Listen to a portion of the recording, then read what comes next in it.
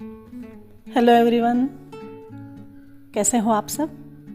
मैं आशा करती हूँ आप सभी अच्छे होंगे। मैं मेरी फैमिली में आपका स्वागत करती हूँ। आज मैंने घर पे बनाया है स्पिनच कॉर्न चीज़ समोसा।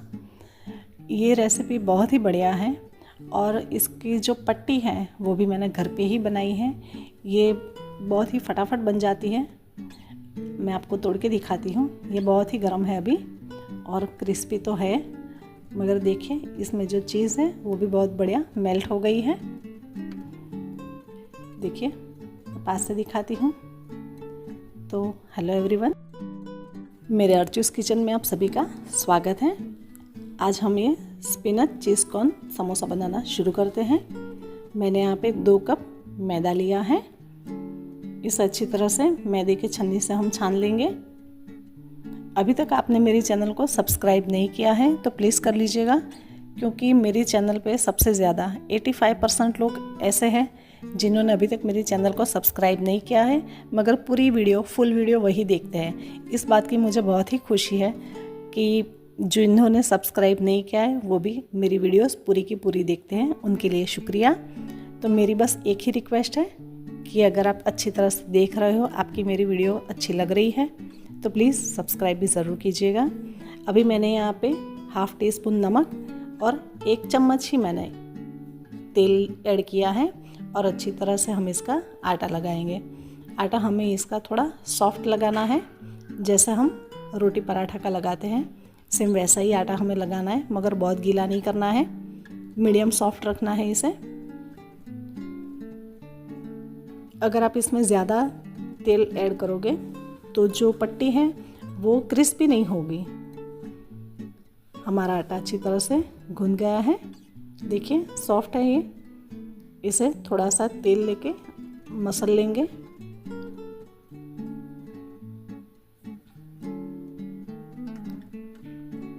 इस तरह से आप बहुत सारे समोसा बना सकते हो अपनी तरफ से। अपने घर पे जो भी इंग्रेडिएंट्स हो तो आप वो स्टफिंग अपनी तरफ से बना के इसमें ऐड कर सकते हो। और ये जो शीट हम बनाएंगे वो आराम से 1 महीने तक फ्रिज में अच्छी रहती है। अब हम इस डो को आधे घंटे के लिए रेस्ट पे रखेंगे, तब तक हम स्टफिंग बनाना शुरू करते हैं।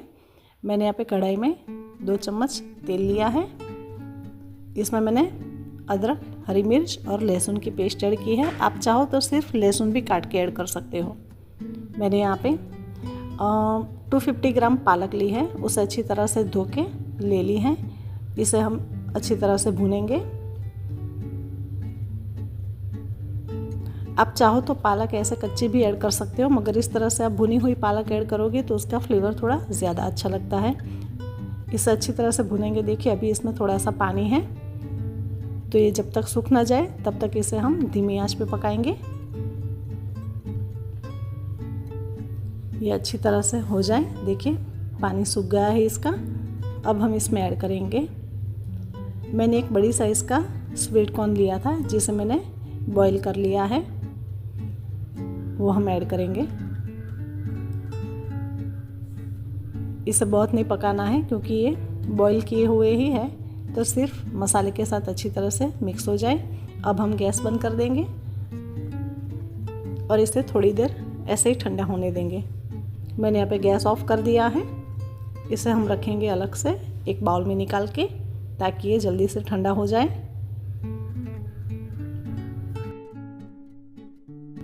अब जब तक ये ठंडा हो रहा है तब तक हम हमारी जो शीट बनाना है उसे हम बनाना शुरू करेंगे।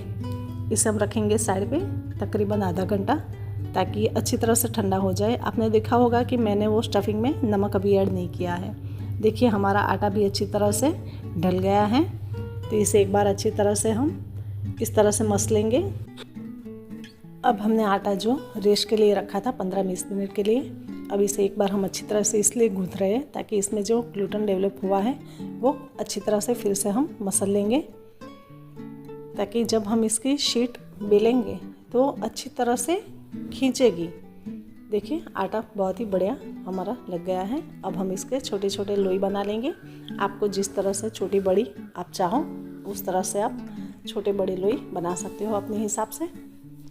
मैं यहाँ पे मीडियम साइज़ की कर रही हूँ। एक बार सारे के सारे लोई बना दे रही हूँ मैं। आपने देखा होगा कि मैं कोई प्रोफेशनल यूट्यूबर नहीं हूँ और ना ही उस तरह से मैं कुकिंग वीडियोस शूट करती हूँ। तो मैं जिस तरह से मेरे घर पे खाना बनाती हूँ उसी तरह से मैं वीडियो शूट करती हूँ। मैंने यहाँ पे सबसे पहले एक लोई ले ली और इसे अच्छी तरह से बेल लिया है। उसी तरह से हम दूसरी भी बेल लेंगे और तीसरी भी बेल लेंगे। हाँ, तो मैं ये कह रही थी कि मैं कोई प्रोफेशनल यूट्यूबर नहीं हूँ, तो मैंने यहाँ पे मेरी वीडियो थोड़ी लंबी है, मगर इसमें मैंने मेरे घर पे मैं जिस तरह से बनाती हूँ सेम वही तरीका मैंने यहाँ पे दिखाया है कि पहले मैंने आटा लगाया, आटा को रेस्ट दिया, उसके बाद स्टफिंग बनाया, स्टफिंग को रेस्ट दिया, उसके बाद अब फिर से ये कर रही हूँ। अब ये हो जाएगा, उसके बाद फिर से स्टफिंग में हम आगे की प्रोसेस शुरू करेंगे। तो आपको अलग से रेसिपी नहीं मिलेगी कि चलो अलग से पहले शीट बनाते हैं तो आप उतना देख लो बाद में ये देखो, नहीं, उस तरह से मैं वीडियो शूट नहीं करती। मैंने यहाँ पे पहली जो हमने रोटी बेली थी उसके ऊपर अच्छी तरह से तेल लगाया। तेल लगाने में आप कंजूसी मत करना, अच्छी तरह से तेल लगाओ, उसके ऊपर इस तरह से मैदा छिड़को और उसके ऊपर फिर से अलग से रोटी रखो। आपको जितने लेयर करने हो उस तरह से आप कर सकते हो, मगर मैंने अभी यहाँ पे 3 लेयर ही किए हैं। मगर ये भी कई बार कई लोगों को ज़्यादा डिफ़िकल्ट लगता है, तो मैं यहाँ पे अभी 3 रोटी ही बेल रही हूँ। आपको अगर अच्छी तरह से प्रैक्टिस हो तो आप 4-5 एक साथ भी बेल सकते हो। अब इसे अच्छी तरह से हम आगे पीछे करके इसे बेल लेंगे,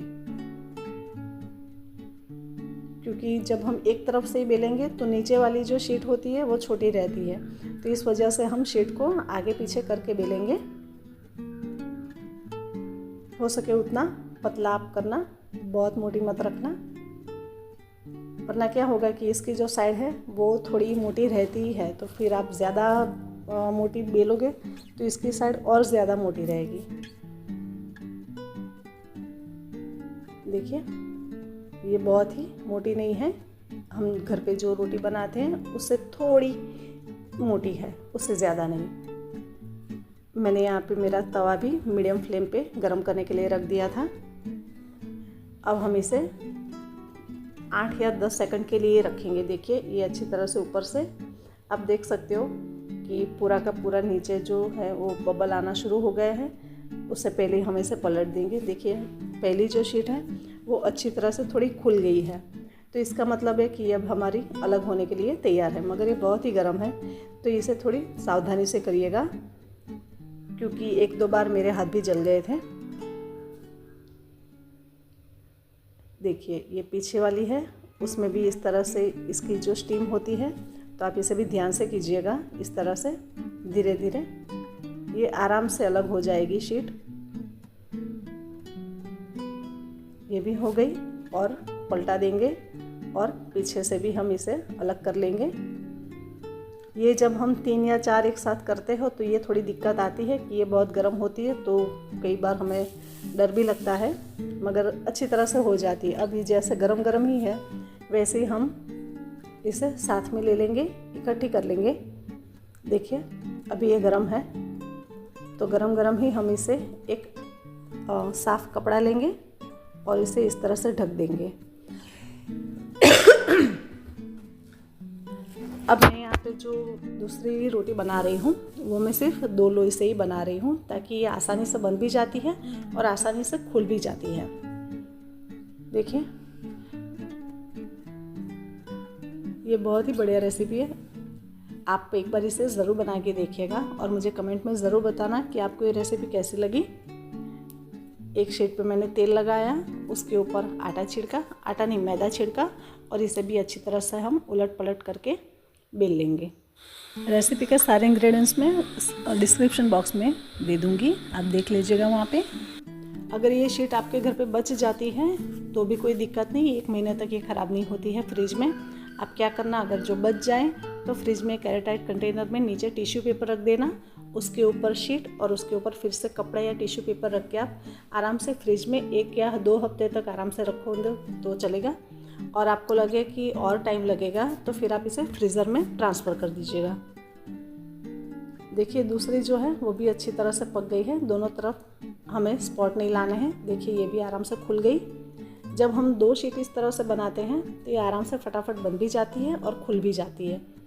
इसे हम गरम गरम ही एक दूसरे पे रखते जाएंगे ताकि उसकी भाप से नीचे वाली जो है वो भी सॉफ्ट रहेगी। देखिए बहुत ही सॉफ्ट है। इसे हम ढक के रखेंगे। अब हमारा जो स्टफिंग है वो ठंडा हो गया है। इसमें हम आगे के मसाले करेंगे। मैं यहाँ पे स्वाद के अनुसार नमक ले रही हूँ। इसमें हम ऐड करेंगे चिली फ्लेक्स, 1/2 टीस्पून लिया है और ऊपर से थोड़ा सा और, आप चाहो तो कम या ज़्यादा ले सकते हो। मैं यहाँ पे मिक्स हर्ब ले रही हूँ। आप चाहो तो यहाँ पे ओरेगानो सीजनिंग भी ले सकते हो और ओरेगानो सीजनिंग ना हो तो आप सिर्फ ओरेगानो भी ले सकते हो। अच्छी तरह से मिक्स करेंगे। और मैं यहाँ पे मैंने लिया है 1/2 कप मोज़रेला चीज़। इसे मैंने आधे घंटे पहले फ्रिज में से निकाल लिया था ताकि ये थोड़ा सॉफ्ट हो जाए। और आधा है मेरे पास प्रोसेस चीज़, ये तकरीबन 150 ग्राम है। आपके पास जो चीज़ अवेलेबल हो आप वो ले सकते हो। मेरे पास अभी दोनों चीज़ अवेलेबल थी तो मैंने दोनों चीज़ मिला के 250 ग्राम ली है। 100 ग्राम जितनी मोज़रेला है और 150 ग्राम जितनी प्रोसेस चीज़ है। अच्छी तरह से मिलाएंगे। बस इसमें इतने ही मसाले हैं और हमें ज़्यादा कुछ ऐड नहीं करना है वरना इसका जो प्रॉपर फ्लेवर है वो नहीं आएगा। जितने कम मसाले आप कोई भी रेसिपी में यूज़ करोगे तो रेसिपी उतनी ही अच्छी बनेगी। अब हम इसे रखेंगे साइड पे।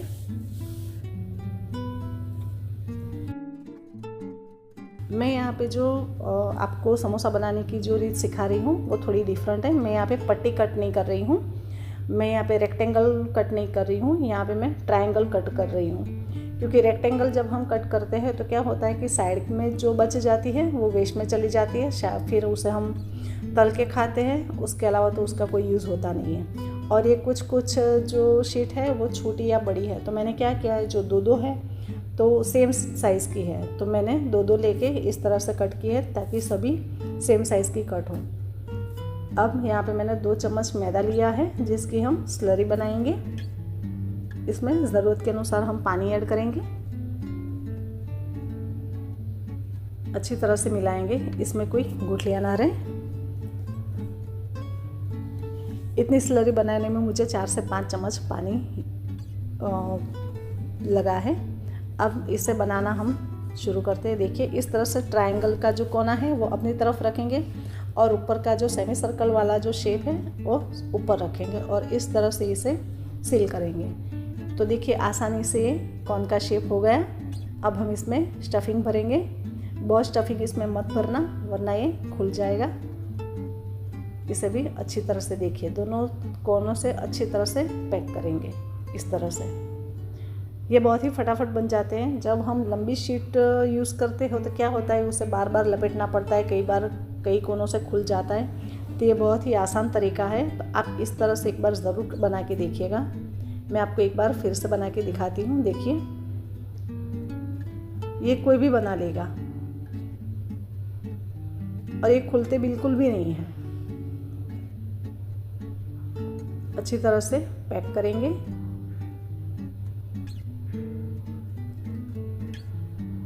देखिए ये बहुत ही फटाफट बन जाता है और कोई दिक्कत नहीं आती है। अब मैं यहाँ पे फटाफट और आगे समोसा बनाना शुरू करती हूँ। देखिए एक तरफ मेरी बेटी बैठी है, वो इसमें स्टफिंग भर रही है और मैं इसे इस तरह से कोन बना के दे रही हूँ। आप भी इस तरह से घर पे बनाओगे तो फटाफट बन जाएगा। इसे बनने में बहुत देर नहीं लगती है।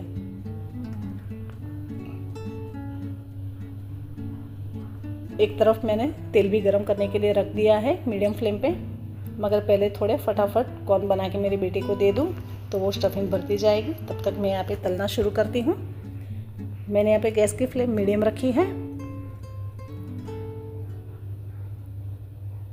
ये बहुत ही क्रिस्पी बनते हैं और इसके अंदर हमने बहुत सारे लेयर नहीं किए हैं, सिर्फ एक एक लेयर ही है, तो ये बहुत ही क्रिस्पी बनता है। जब 2 या 3 जब हम रेक्टेंगल पट्टी जो होती है और उसके हम समोसा बनाते हैं तो उसमें क्या होता है कि अंदर का जो लेयर है वो कई बार थोड़ा सा सॉफ्ट रहता है, मगर इसमें वो दिक्कत नहीं आएगी। मगर ये लगता बहुत ही बढ़िया है। आप एक बार इसे ज़रूर बना के देखिएगा और मुझे बताना आपको ये रेसिपी कैसी लगी। आपको ये रेसिपी थोड़ी लंबी लग रही होगी, मगर मैंने सभी चीज़ घर पे बनाई है, पट्टी भी घर पे बनाई है और पट्टी की रेसिपी मैंने अलग नहीं की है, वरना ये वीडियो थोड़ी छोटी हो जाती। मगर एक ही रेसिपी में मैंने दोनों चीज़ सिखाई हैं, इस वजह से वीडियो थोड़ी लंबी है, मगर आप इसे स्किप करके मत देखिएगा। अगर आपके पास टाइम हो तो आप पहले से ही इस तरह से शीट बना के फ्रिज में रख दीजिएगा, तो आप जब भी चाहो तब अपने हिसाब से अपने मन चाहे स्टफिंग भर के आप ये समोसा बना सकते हो। इससे पिज़्ज़ा वाला जो स्टफिंग होता है उसका भी बहुत ही बढ़िया समोसा बनता है, कांदा वाला भी समोसा बहुत ही बढ़िया लगता है, और ये शीट भी आपको 1 महीने तक आराम से चल जाएगी। देखिए मैंने इसे केचप के साथ सर्व किया है, आप चाहो तो हरी चटनी के साथ भी सर्व कर सकते हो। अगर आपको मेरी रेसिपी अच्छी लगी हो तो एक अच्छी सी कमेंट ज़रूर कीजिएगा। चलिए मिलते हैं नेक्स्ट रेसिपी में, तब तक के लिए बाय बाय।